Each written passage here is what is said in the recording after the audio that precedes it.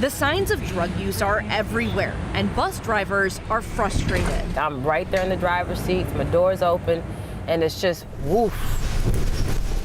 On metro buses, at bus stops. Sometimes they'll even come on the bus with the foil and the straw in their mouth, getting high. We literally sit and breathe this substances every day without a break. It's like every time you come to work, someone's ODing. Marie Santil isn't a first responder. But when she gets behind the wheel of her metro bus, she feels like one. I've never seen people turn colors like that. He was once blue, turned purple, and then completely black.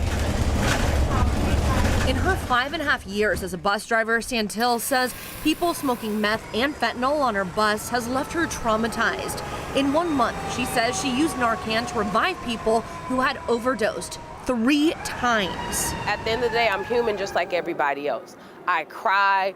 If I can't save a life, I take that personally because I felt like I should have did better. But what can I do? On Santil's route, she says it's not just the passengers passing out. She says on a particularly bad day, while driving, it happened to her. And the next thing I've noticed was a passenger waking me behind the wheel and said I passed out. So that kind of freaked me out a bit. There's new science to back up how Santil feels about the dangers in her work environment. A University of Washington study of public buses and trains found fentanyl in 25% of air samples and nearly 50% of surface samples. Methamphetamine was found in nearly 100% of air and surface samples. My kids ride the bus, and I'm scared for them to even get on the bus because of this type of drugs. Even now, I went to a bus stop and see people doing drugs at a bus stop. We got kids going to bus stops. That's terrible. And that's a passenger. Drivers spend hours and days on the bus. We asked researchers if it was safe. You know, I think the risks to operators are much different than they are to the riding public, and that needs to be acknowledged. And you know, this is something that we don't have data to know what a lifetime exposure to these agents looks like for someone who is operating a bus or train for 10 hours a day. The bus open so I can air it out. For Santil, it's the lack of knowing that's scary. 2 weeks after being exposed to secondhand smoke, she ended up in the hospital. She thought she'd had a stroke. To be honest with you, it felt like I was dying. Medical records show Santil was admitted for numbness and weakness to her left side.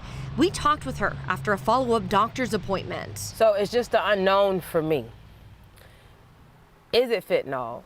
Is it a heart condition? Is it a cervical condition, you know, in terms of my neck? Like, what is it? So it's the unknown for me, and it's just very frustrating because at the end of the day, I still have to provide for myself, and I have to get up and to go to work. So far, Santil's doctors can't say if it was drug exposure that caused her symptoms. Thank you. Okay, route. So she hasn't filed a claim for workers' compensation. Route 3. But many of her colleagues have. State records show in the last 5 years, workers' compensation claims for secondhand smoke exposure of illicit drugs skyrocketed, up more than 800%. Workers filing the claims were janitors and social service workers, but the vast majority were bus drivers. It's just a matter of time before they realize that this is hurting us in the long term. The risk is minimal to negligible.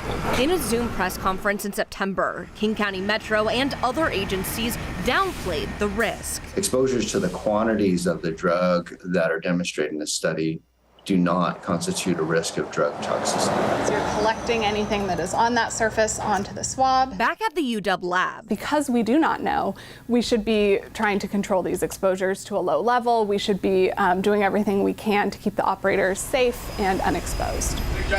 In their study, the UW researchers made cleaning recommendations. In response, King County Metro, Sound Transit, and 3 other agencies are adding better air filtration systems, increasing security, and implementing deep cleaning protocols. And I'm very stern now. If I see a foil and you were smoking, you do not get on the bus. Drivers like Santil say, I would sit there all day and not move. that's not enough. So in the meantime, I have to think about how I'm going to protect myself at work. Way of the world, you gotta work.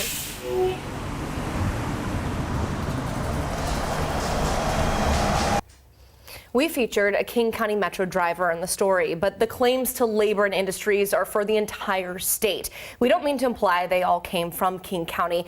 We did reach out to the county and they didn't want to do an interview, but they sent us a statement to say this year they're seeing a drop in complaints about drug use on their buses.